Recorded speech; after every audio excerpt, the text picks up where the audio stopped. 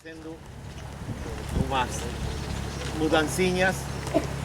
Vamos a esperar o grupo que sai da casa de Simão Pedro para ir a visitar. Mientras tanto, tiramos fotografias.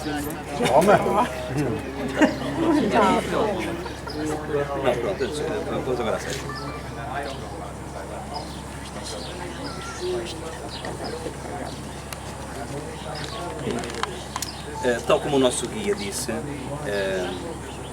esta zona aqui é muito importante, não só porque há a casa de São Pedro que se encontra soterrada e na qual foi a primeira igreja, depois há uma outra igreja e depois de facto estas ruínas todas, mas foi aqui, pronto. Também ali a sinagoga, que não é aquela, que é aquela que está em baixo, que não se vê, mas foi ali. Para nós o importante não é aqui, pronto. E então, em São Marcos,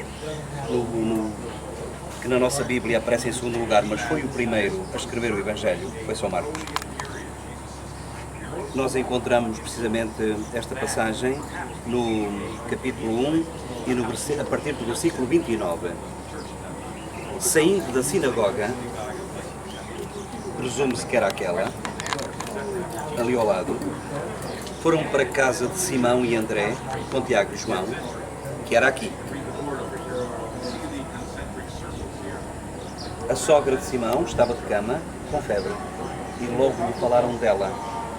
Aproximando-se, tomou-a pela mão e levantou-a. Tomem sentido nesta palavra, levantou-a. Deixem que eu diga isto. Levantou-a porque a palavra levantar, o verbo levantar, em hebraico, é o mesmo que ressuscitar. Portanto, é um duplo sentido. A sogra de Simão estava de cama com febre e logo lhe falaram dela. Aproximando-se, tomou-a pela mão e levantou-a. A febre deixou-a e ela começou a servi-los. À noitinha, depois do pôr do sol, trouxeram-lhe todos os enfermos e possessos e a cidade inteira estava reunida junto à porta, aqui. Curou muitos enfermos, atormentados por toda a espécie de males, e expulsou muitos demónios. Mas não deixava falar os demónios, porque sabiam quem ele era. Esta é para nós, aqui em Cafarnaum, a cidade de Pedro, onde está a casa de Pedro e do irmão André, e onde morava com a sogra, junto à sinagoga que está soterrada, mas que é acolá. Esta é para nós, palavra de salvação. Glória a vós, Senhor.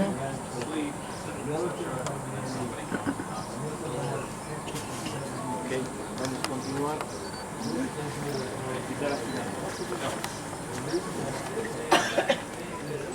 Já está? Estamos aqui em Cafarnaum. Ali podemos ver uma igreja moderna que foi construída há relativamente pouco tempo, mas que está assente sobre as ruínas de uma outra igreja que, por sua vez, foi construída sobre a casa de Simão, onde morava com o seu irmão André e com a sogra. Temos aqui, de facto, deste lado a sinagoga, se bem que a sinagoga do tempo de Jesus está soterrada embaixo desta.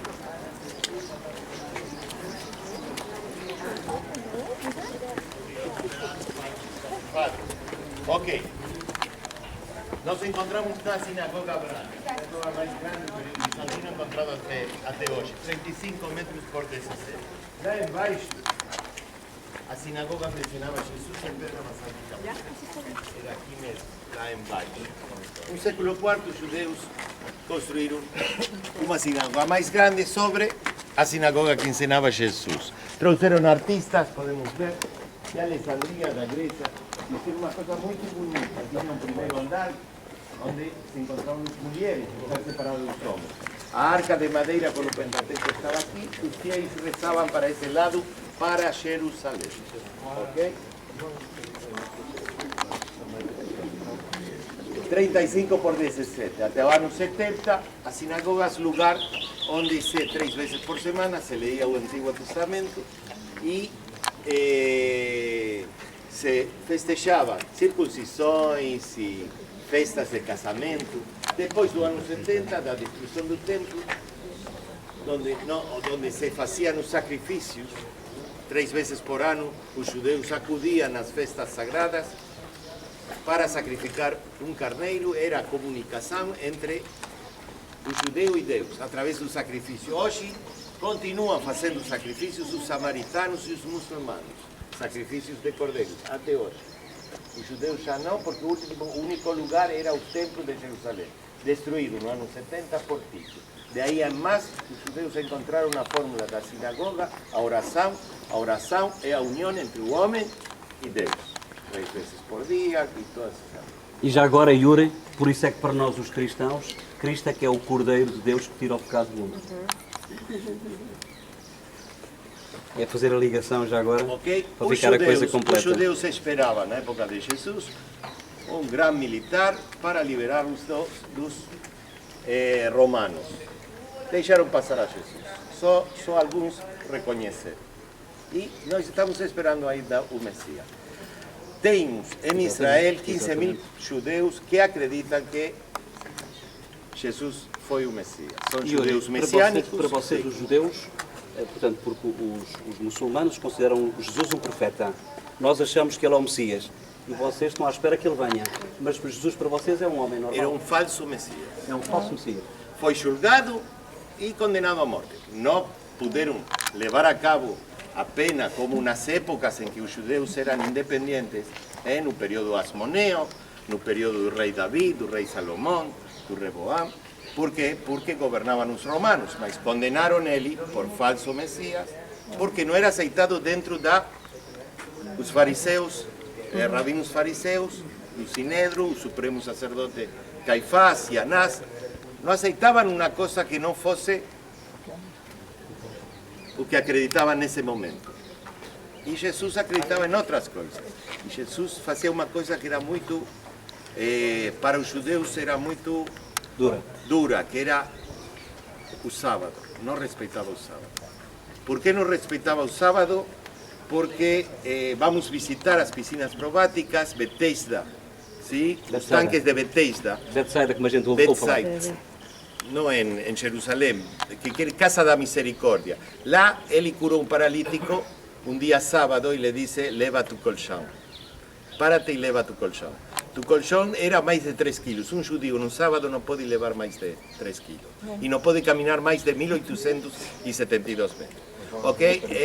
Ele dizia que o sábado servia ao homem, Jesus. E não o homem deve servir o sábado. Mas para os judeus o sábado é o dia mais sagrado. Perceberam a ideia? Sim. Acho que foi muito feliz, parabéns, porque de facto nós aqui conseguimos perceber toda a problemática, porque este Jesus que para os muçulmanos é um profeta, apesar deles acharem que o Maomé é maior, para nós é mais do que profeta, é o Messias. Para os judeus, eles estão à espera que venha o Messias porque ele não foi o profeta. E porquê é que não foi o profeta? Porque foi contra as coisas mais óbvias que ainda hoje existem, dos judeus. A gente sabe que ao sábado isto quase que para, não é? Por causa do peso e Jesus Cristo está-se borrifando para essas coisas. O que ele quer é que o homem seja liberto. Há grande diferença, por isso não estamos a dizer mal de ninguém, estamos só a contextualizar para a gente perceber de facto, e se calhar também entre os judeus e os muçulmanos, se calhar isto também terá alguma coisa se calhar a ver, por embora, se calhar, não sei, digo eu. Mas para já o importante é que nós percebamos que estas coisinhas que para nós são insignificantes, e disse aqui o Yuri muito bem, são fundamentais, quer dizer, o simples levantar o colchão. Há rabis que dizem que até as próprias mulheres com colar que era capaz de ser peso mais, não? Já naquele tempo. Portanto, estás a ver, de facto, bem Jesus e diz, olha, pega no colchão e no catre e avança. Isto realmente devia ser para um judeu praticante a morte do artista, não é? Na época em que os judeus eram independentes, quem comia no dia da expiação, que é um dia dos mais importantes, era expulsado da comunidade, o Yom Kippur. Quem comia, quem não respeitava o dia era expulsado, mas quem violava o sábado era condenado à morte, porque o sábado é o dia mais importante.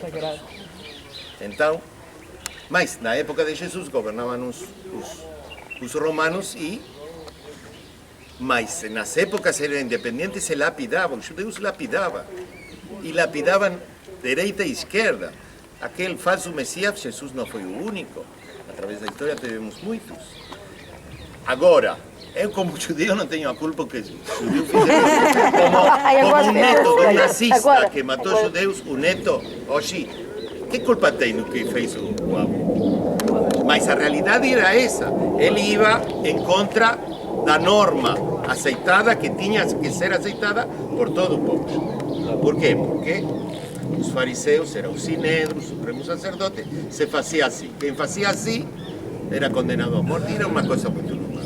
Não sei se vocês viram, já agora fica a coisa completa com outras coisas que o Yuri disse.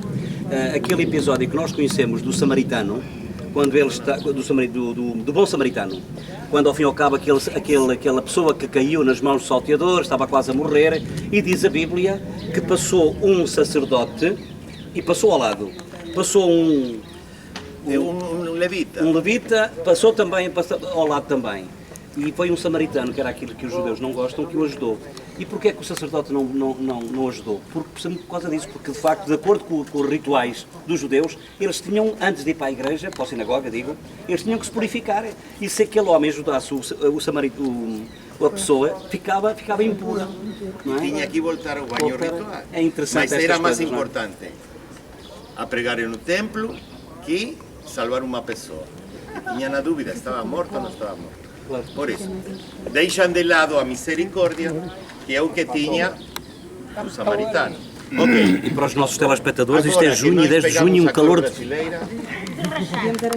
Vamos tirar umas fotografias e voltamos devagar.